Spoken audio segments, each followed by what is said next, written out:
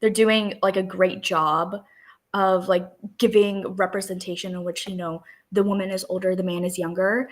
Mhm. In today's day and age, and they did a great job at that. So applause to them.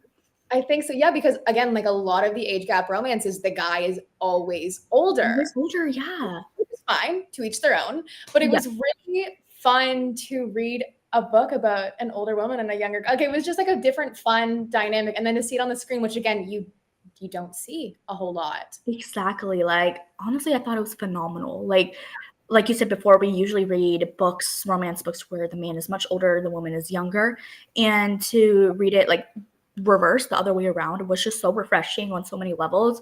It was very deep. It was angsty. I Yeah. loved the humor that came out of like both of these characters together.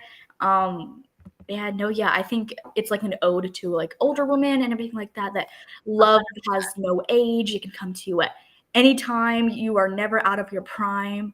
So love that for them. Exactly. And one of the differences that I actually liked between the book and the movie was the daughter, Izzy, is older in the movie. I think she's about 12 in the book and she's Right. 16, 17 in the movie.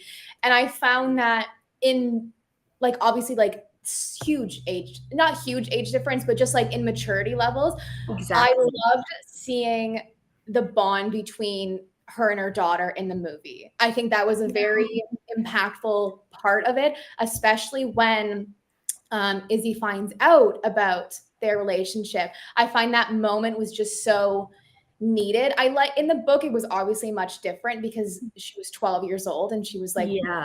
I don't understand this. But in the movie, we have the daughter being so accepting of the love and saying, like, no, if you find love, you fight for it. I was like, okay. Exactly. Like, I was like, okay, because like we all remember being a teenager and everything like that. And, what you would expect in the situation that they're in, that, she would have that typical teenage response, like, oh my gosh, mom, I can't believe you did this. Like, you're ruining my life. But you can just tell based on the relationship that they already had before, how close she is with her daughter, how she raised her, how she's always there for her. She's kind of like the cool mom in the friend group that she has. Um, Yeah. that she knows, like Izzy, the daughter knows that her mom is deserving of love, no matter how it looks like. And I think that's just so important. For also like um, older women that have children and everything like that, Yeah. to see representation of their children accept the love that they deserve.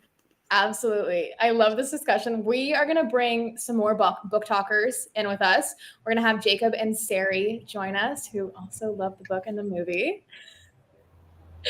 Hi, Hi guys. Morgan, how you doing? Good. How are you guys doing? Doing good. Great. So, Jacob, do you want to go ahead, introduce yourself, and give us your favorite scene from The Idea of You? Hey everybody, I'm Jacob. I think I'm still fairly new to the book talk community, but I'm learning. I'm having a great time. I think that my favorite scene in the movie, or in the book, I should say, is actually that second to last chapter when they're in Japan. Um, Obviously, the entire book, their love story, all that was super powerful, but I think that last scene in Japan when they're spending time with each other, both knowing just kind of what's looming, I just thought kind of spoke to how powerful their romance was. And then on top of that, you guys touched on the age gap thing, and I just wanted to kind of chime in, being obviously a young man in his 20s. I think that what drew him to her for the most part was just her sense of independence, being so much older than her, and just kind of, her knowing what she wants type of thing, which is clearly very different than what he's probably used to, Yeah. um, being on tour all the time. So, Yeah, I think it was very refreshing and just like cool to see because you could tell from the moment they met that he liked her, but they were in very different stages of their life and he had yeah. to work to not act like, well, he was 20 years old in the book. I'm 20 years old. I know 20-year-old guys. It's not they're not at the same point. So Yeah. it was really cool to see that in the book, like him kind of like his love for her being a more mature person, I think. Yeah, and like you guys said, he kind of, matured up to her level as opposed to the other way around. Yeah, absolutely. Thank you. Sari, I know you love this book. I'm going to let you take it away. Hi guys, I'm so happy to be here. I'm Sari. I talk all things books and beauty over on all my channels. And like Morgan said, this book is my Roman Empire. Like I am so obsessed with this book. I have read it 3 times. I've listened to the audiobook twice. Just watched the movie, obviously. It gave me all the feels. But it's one of those books that just always stuck with me. You guys have been talking about it. So as me being the one here who is 44 with kids, like you just don't often see such a strong female main character in books like Selene, like so sophisticated, so smart, so confident in what she brings to the world, what she wants to do with her life. And so it just was one of those books that stuck with me for so many reasons, including that. Obviously, so many moments in the book that are special. I think, you know, everything down from the end of the book, obviously, because I needed therapy for that. Hardcore therapy, like needed a friend. Oh my gosh. You know, it's even just like all the little moments, like every time in the book when like Hayes just goes like, hi, like those little moments. But to me, kind of going back to what Jacob was saying about, you know, him rising to her. So like one of my favorite parts in the book is a little bit less obvious. It's when they're in Paris and they're at dinner with her and all of her very like fancy elite art crew. And they're talking about Murakami and they're talking about how art should be happy. And it's not always about being dark and serious. And I love that portion in the book for 2 reasons, for him and for her. It just really helps solidify. It was so much more than just their chemistry. So like you were saying, like often you would think that if an older woman was dating a younger guy, she needs to dress younger, act younger, feels like she has to bring, you know, fit in more with his lifestyle. And she never did that in the book, right? She never changed this like sophistication of who she was. But he really stepped up, especially you see that in that chapter, to like, you know, be there in this really intimidating art world as a 20-year-old guy who like is really owning these conversations about art and having his own opinions. And she sort of like is in awe of him in these conversations because he's really immersed himself in the world that she loves. And she never got that from her ex-husband. Her ex-husband didn't want her to go back to work, didn't really care about what she did, you know, thought it was frivolous. So I think it was such a moment for her.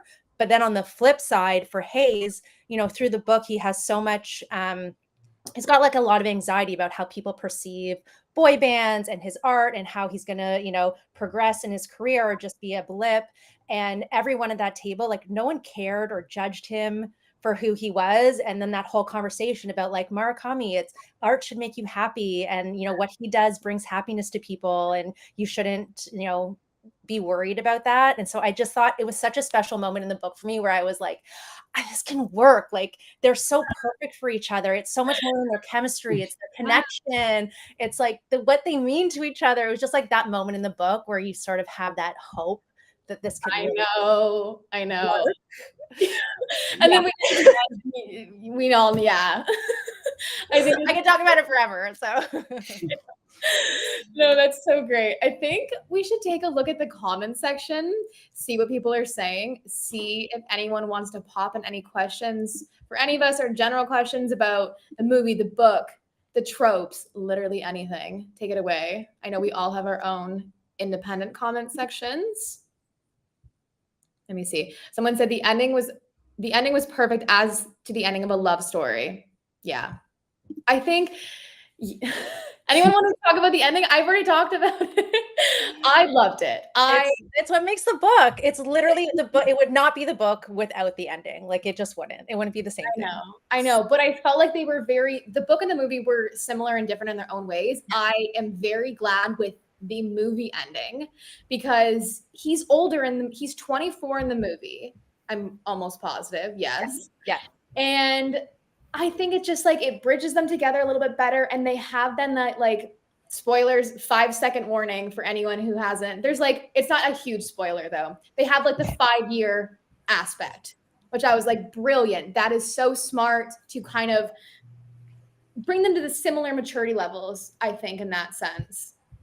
It's like the epilogue we always kind of wanted. Yes, because we didn't get an epilogue in the book. I know. That's the epilogue we needed. I know. Yeah. I know. Anyone have any questions on their end? Someone was asking over here, is there anything that you would add or change from the book that wasn't included in the movie? Ooh. change. I have to think about that now. I really wish that, like what I said before, like those moments, there's like, I think there's like 4 or 5 in the book where he goes like, hi. And it's like, I just like wish that was there. It was such like a Yes. little hymn like ism that I was really hoping that would be there. And that was I know. I am glad they included like the text messages though. I'm like noticed that in the beginning of the movie because in the book they're not in the same country at so many points, so they've got their texting, and I love that they included that part in the movie. Yeah, absolutely. Let me see. What are people saying? Okay, I've got one. Who was your favorite character? Eamon, do you want to go first? Between the book is the comic did not specify. Oh, okay. Okay, so it might seem cliche or basic, but the main character is Solen. She's just so she's everything I aspire to be. She's so confident and so herself.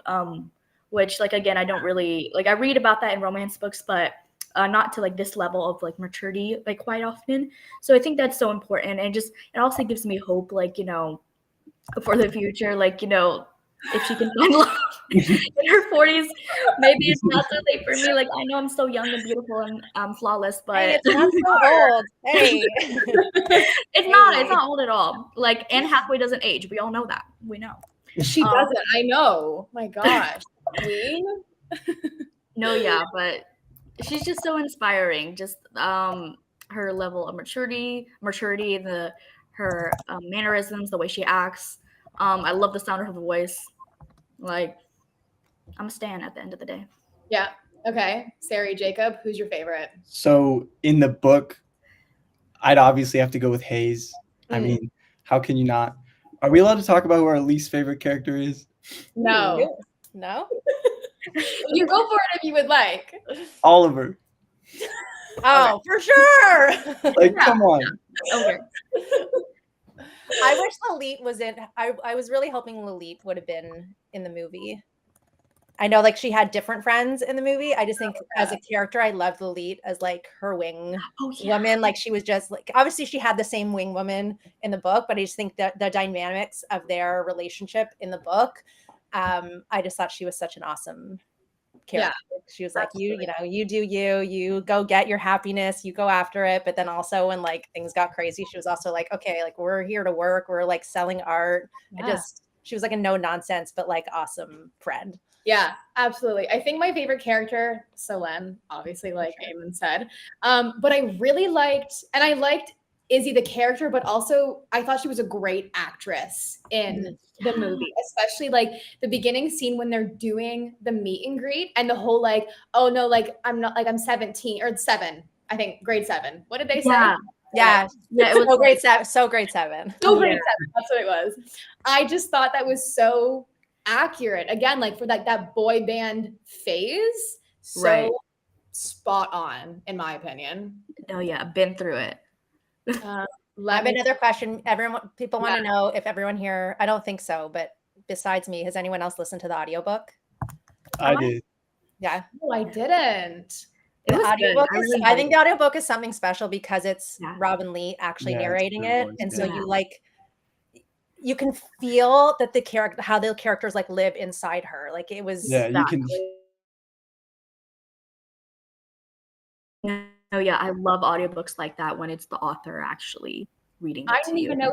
I did not know she narrated that. I picked the book and I read it on the plane and I was like, okay, cool. But now, because I want to go back and now rewatch the movie and then reread the book. But now I'm gonna do the audiobook, I think, because that's go for it. No, yeah, it's so passionate, so deep. You'll love it. That's my move in life.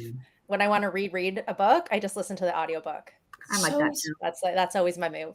Okay, wait, but what speed are we listening to audiobooks in? That's 1.7. Oh, I'm like a regular. I don't think my brain could handle anything quicker. I'm 2.5. No, I do 2. 1.7 is perfect. 2 is impossible to understand. I don't think I could do it. A while to get there, but honestly, I lose like I have attention span, so I have to listen Me to it too. really fast. If I listen to it at 1, I'm falling asleep. No, yeah, I'm just like, it sounds like white noise at that point. I can't listen to it regular. I'm like, get to the point. All the pausing, you know. I've never even thought to speed up the audio. Oh, What? I do. Is that It my like sounds Gen X coming crazy. through? Like What? I would have never thought in my life to even increase the speed. Really? You Yeah, should get never. into it. Yeah, you should take like baby steps, like 0.5 each time, build it up. That's what I did. It works that way, and it sounds like gibberish to anyone hearing it outside of you, but it makes sense, and you can get through books faster, and you still like, you know, get the essence of the book. Like you're not like forgetting it or anything like that.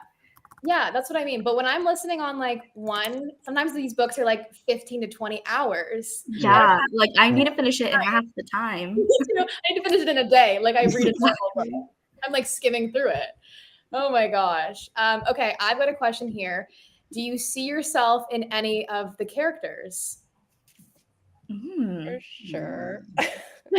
Sari? I know. I mean, I think as they're just, you know, like I said, as being my age or whatever. Because I have so many videos that I made on this book, and someone at one point when I cut my bangs was like, you remind me of Selene, and I can't unsee it now. And I was like, I can't see it was it. like the most awesome compliment. But I don't know. I think there's just, yeah. I mean, I would hope to be as sophisticated as her one day. One day. I think also Selene, not in like the looks age-wise, more in just like her passion for art, and I guess Hayes' passion for music is how I feel about books sometimes. Like just, I think we're all book talkers, but I think we can all agree on that front. Even just like when it comes to lending books out, I'm like, no, like these are my children. My mom will be like, can I borrow a book? I'm like, are you going to take care of it? Like, exactly. I'm very picky with who I give my books out to, in the sense that I have just like so much passion for it.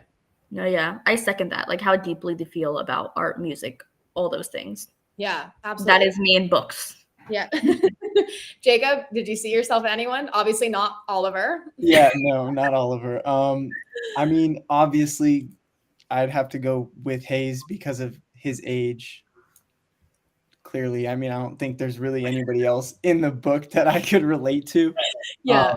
But also in the sense of just like his recklessness too, and just kind of like his crazy past. Okay. Someone said Robin has written extra scenes for the book. I didn't know that. What? What? So there's more. You know that? Oh wait, I have heard something that if you join like her Facebook group, that there was like a little extended. There's an epilogue. Sarah, you didn't know that? Oh my gosh. I'm gonna have to inquire. I will let you all know. I will find it for us. Please. Yes. Figure it out. Let us know. That would be so cool. Okay, what else do we have here? Let me see. Anyone have any questions? This is okay, I got one. Favorite trope in the book? Age gap. Age gap. Why? Jacob, are you going to find yourself an older woman now? Well, based on, you know, the way things I mean, out, maybe not. You don't know. It depends on the circumstance. You never know. No, I just like, you guys said it earlier. I mean, usually it's always the man that's older, so, you know. For real. No, yeah. Absolutely. Eamon, favorite trope? Probably worlds collide, a little bit of opposites attract. Oh, actually, scratch that. It's like the love affair that they have, like the forbiddenness of it. I just love a good, you know, like secret, like, oh my gosh, look at us. But I think it just added a lot more drama into the whole thing. And I'm there for drama. I live it up. I eat it up. It adds the tension because you're like, oh, no one can find out. And you're like, yeah, and like, you know, he's a celebrity. You gotta avoid the paparazzi and all these things. I just love that, you know, realm. I was eating it up. Sari? I mean, yeah, age gap for sure. And like you're like any angst, like the more angst in the book, the more like the better. Just destroy me with it. But yeah, like I mean, who doesn't love a good age gap and a reverse age gap too? Because there aren't many. There aren't many. I don't even know if I read another one. I think this was the only one, and now I'm looking forward to going and read more and watching the movie and everything because I loved it. Oh my gosh. Likewise. Yeah. Anyone have any final questions, comments, concerns? Go for it. Let me see. Any final things? Okay. Okay. No one has any more questions. All right, guess what? We are going to give you guys a question then. So in about 15 seconds, I will ask the question so you still have time to prepare. All you have to do is type the answer that you think is right in the chat box, and who knows, there might be a surprise for you. Okay, here's the question. What is the name of the gallery that Selene owns in the film? Pop it in the chat, and if you get it right, you might get a DM from us. Maybe not. Who knows? Still a surprise. Let's see.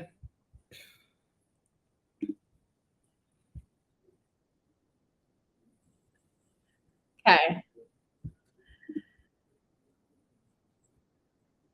Okay. Well, everyone is answering that. I thank you so much to my book talkers for joining me. And now we're going to switch things over to Amanda, who is she is a wine expert sommelier. Because I don't know about you guys, but when I am reading, I love to sip on something, and I always wish I could pair it with a certain scene or a book. So we are throwing things over to Amanda.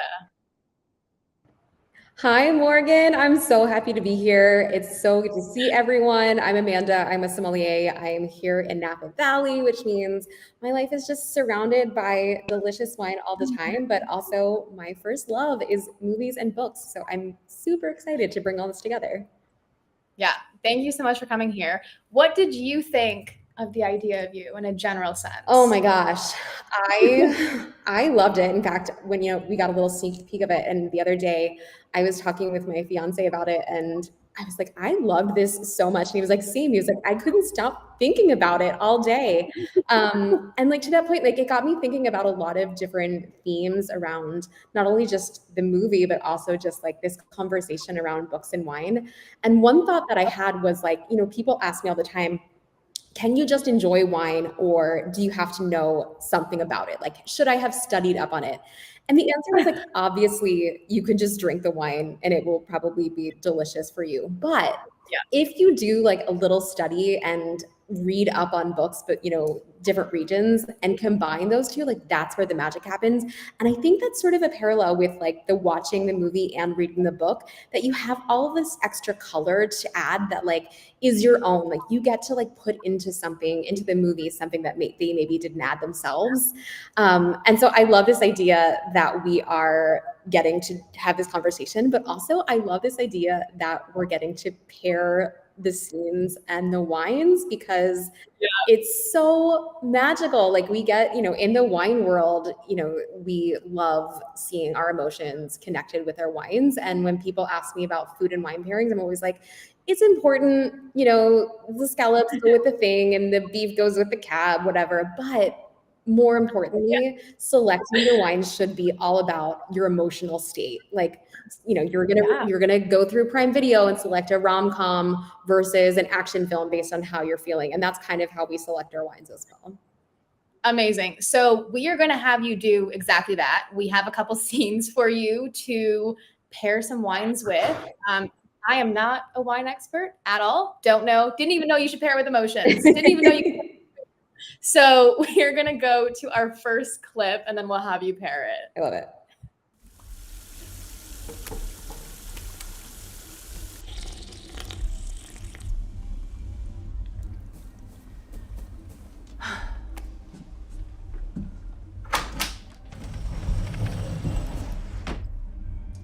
Hi again.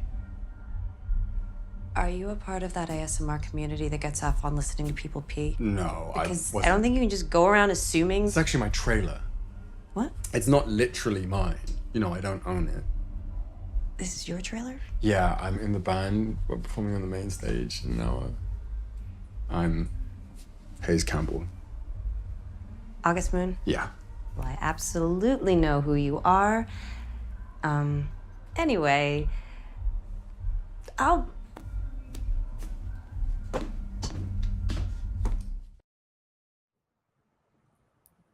So good. Oh, I know.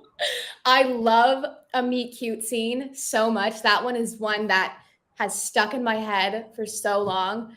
Tell us the wine we should be drinking. oh with my that gosh. scene. I mean, speaking of emotions and wine, like I'm sweating. I'm feeling all of it. I've got anxiety, anticipation. There's like this flirtiness, there's sexual tension. I feel like I just witnessed lightning being struck. Like I am literally on the edge of my seat and I need more. I need more in this moment. And I need a wine that can sort of mirror that energy. I really want to just like be present and live in those emotions. Like I don't want to abandon it, but I also feel like I need something that I can just sort of sip without needing to think about anything else. Like I need whatever the wine equivalent of an emotional support animal is. Like I need that right now so I don't unravel. You know what I mean?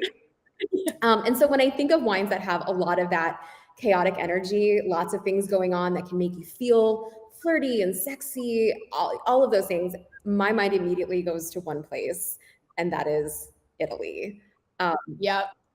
We feel, yeah, okay. Just love.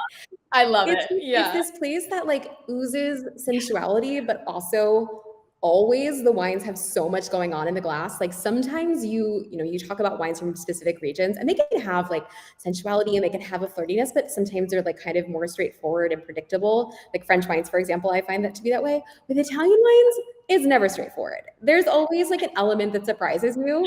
And one of the most unexpected wines in Italy, I think, is the Super Tuscan. Hello. This is a red wine. And in Tuscany, there's so much history there. Like, we think of it being a super classic region because it is. Sangiovese is the king of the grapes in Tuscany. And in fact, like you're legally really not allowed to use any other grapes outside of Sangiovese. But in the 70s, all of these producers came together and decided that they were going to start using Cabernet Sauvignon and Merlot and blending it in with the Sangiovese. And so it sort of like broke a lot of these rules and, was a very unique wine. So I think that chaotic energy combined with the fact that, we're definitely in this element of like, things are a little bit shifty, but also super drinkable, very lush, very easy to drink, like have a snack, don't have a snack, but like this will get you through whatever it is we just lived through. How do we feel? I'm shocked actually that much goes into wine. I dabble in wine here and there. Didn't know that much. That was incredible. I think it's time for our second scene and then we'll pair it. I feel like I don't meet people like you very often. And most people think they already know me. Hayes Campbell. It's not me. I don't know, you didn't seem to care. And for what it's worth, I think we met in a very interesting way. I think you're smart and, you're also you're hot or whatever. Hot. Or whatever. So I guess what I'm doing here is just trying to get to know you better. Well, I do appreciate your honesty.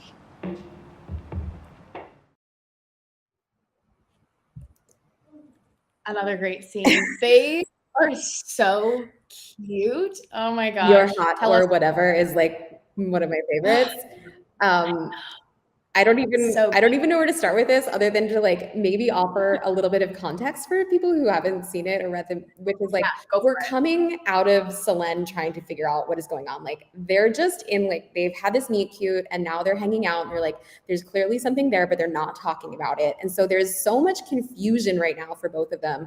And we have this like two worlds collide moment where you have Hayes, who's this like jet setting rock star, talking with this Selene, who is a mom. She lives in Silver Lake. She owns a gallery. So they literally couldn't be more different on paper. And yet when you combine the two, they work. Like there's chemistry there. There's magic here. And then you have Hayes, who's just totally being put on the spot. By the way, do we not love Anne Hathaway's face the entire time? Oh my God, I She know. is just I love eating it up. And Hayes is sitting there like so uncomfortable, which I'm sure is a very, new emotion for him. Super vulnerable, putting himself out there. Like, yes, we love. And so I love that we get to see all of this through and get to see him having this very vulnerable moment. And we get to celebrate that because it's a big win for him. And so when I think of a wine that really encapsulates all of that, it has to be champagne. I think Love it. Love the bubbles. love bubble. I mean, any excuse to drink bubbles while watching any movie is a good one. But I think, For sure. when you think of the wine world at large, what you need to understand about champagne is that it really is a wine that does not make sense on paper. Similarly to these two people, it is a wine that, is grown in one of the coldest, like most tundra-like regions that the wine world has. It's at the very northernmost border. You ferment the grapes twice, you break all of these rules, like all the things that you're not supposed to do in the wine world, like champagne does. And it works so beautifully. And it's like, you don't have to have the exact recipe for something. Just sometimes if you throw things together, they're really beautiful and they're really magical. And the other thing about champagne is that it is one of the most pure expressions of where it comes from. It's a pure expression of wine. It shows the region, it shows the vintage, it shows everything. You really cannot put a lot of makeup on. And I think that purity of a wine is also just so perfect, in addition to the fact that, like, cheers to you, Hayes. Well done to you and both of you. Like, get after it. We're here for it. Yeah, absolutely. I think I will be drinking some champagne tonight when I go rewatch my movie. Red wine is, I don't think I have the palate for it just yet. I love some champagne. I love some bubbles. Thank you so much. You guys heard it here. Make sure you have your wine pairings when you go watch The Idea of You. Amanda, thank you so much for joining us. Morgan, it's been a pleasure. I wish you well on that red wine drinking journey, and DM me if you need any assistance. I will be reaching out if I ever dabble back in red wine. Amazing. Yeah. All right. Cheers. Bye. All right. Well, that was great. It's no secret that I love romance books. I love rom-coms. Now we have a very special presentation from an actress, world-renowned on the stage, screen, and TikTok, the one and only Paloma Diamond. Thank you, Morgan. I'm excited to be here. Hello, everyone. For those of you who don't know me, my name is Paloma Diamond. I've been nominated for Best Actress 19 times.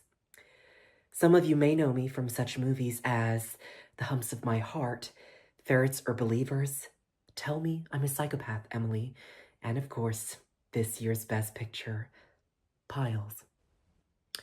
As someone with an extensive and comprehensive career as a leading lady in Hollywood, I'd like to start off by talking about why you all should watch this movie.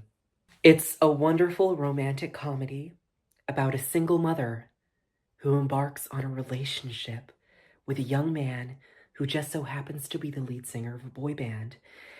And what many people don't know about this movie is that this is a true story, a story based on a brave woman who felt that she could spread her wings and fly into a new experience filled with love, laughter, and the capacity to persevere through all of society's harsh standards.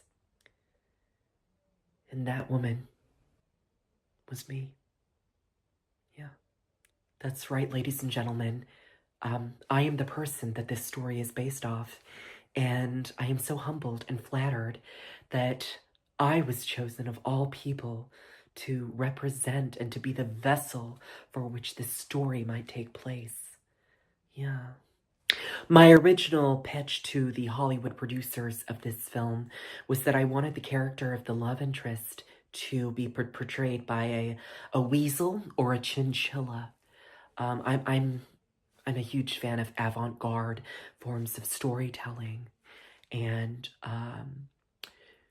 the original title of the movie was actually The Idea of Shrew, but the producers thought it best that it was the idea of you.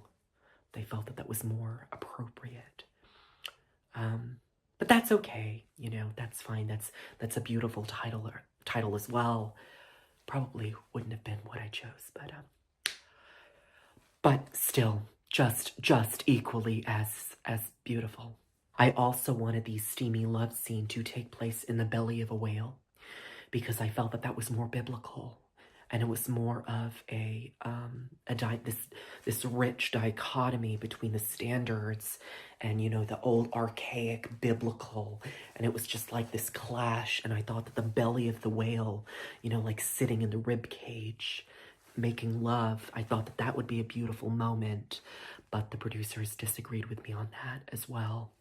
And they thought that it was more appropriate that it would be in a bedroom, which was more traditional. But that scene was beautiful as well. I also provided artistic direction to this movie as well. The main character owns a gallery, and actually all those pieces are mine. And they're all on display in my house in Malibu. Yeah, and they're gorgeous, aren't they? Yeah. I also inspired the costume design of this movie. We have some costume pieces that are utterly superb. Originally, I wanted all these pieces to be custom made in strands of gorgeous ivory faded muslin, but the fabric looked too much like toilet paper, so we decided against it. But these other beautiful pieces are just as lush, and you'll see them, you know, when the cast has them on. It's just stunning material. Let's talk about my experience that the main character is based off in this movie. I had a relationship with the lead singer of a boy band, a very famous boy band in the 1960s, and I know what everyone is thinking. That I couldn't have lived through the 60s. I'm actually not as young as you think I am.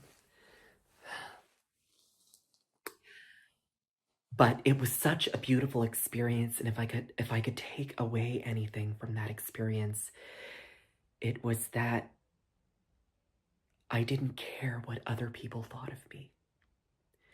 And that I was my own person, and that I was true to myself and true to what I wanted. And I felt so young and free and alive. And that's exactly the type of energy that I want to bestow on all of you. Anyway, that's me signing off. I hope you absolutely love the film. It's called The Idea of You, The Idea of You, not my title. The Idea of You. And I'm just so excited for you all to watch it. All right, that's me signing off now. Love you all. Back to you, Morgan. Back to you. If that wasn't incredible, I don't know what was. I was laughing my head off while watching that. So thank you so much to Paloma Diamond. We're going to bring the book talkers back quickly. Thank you, everyone, for joining us on this incredible launch party. You can now watch The Idea of You on Prime Video right now. So after this live, you can go watch it, like I will be rewatching it. And shout out to Local Eclectic for the surprises. This has been so great, guys. We have one more surprise before we end this live, so you can all go watch it. Thank you to my book talkers. Thank you to Paloma Diamond, and thank you to Amanda. That was awesome. Thank you so much for joining. Check out The Idea of You, now streaming on Prime Video.